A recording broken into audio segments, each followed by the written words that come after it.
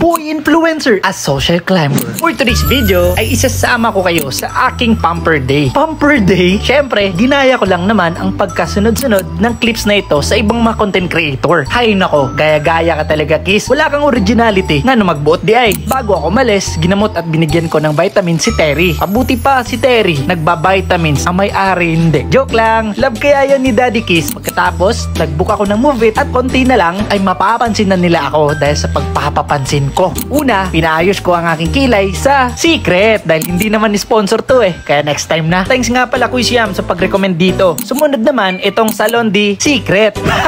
Hindi rin sponsor eh. PM nyo na lang ako kung saan ako nagpapaayos ng buhok. At ang panguli, bumisita ako sa aking skin clinic at regular akong nagpapagwapo dito. And I tried their muscle toning. Syempre, gusto ko rin maging fit at batak ang abs natin. Ipin nyo lang ang location, rekta ka nang ihahatid ng inyong mga tagapaghatid sa Derma World. Sana all may tagapaghatid. O paano? Hanggang dito na lang. See you on my next one.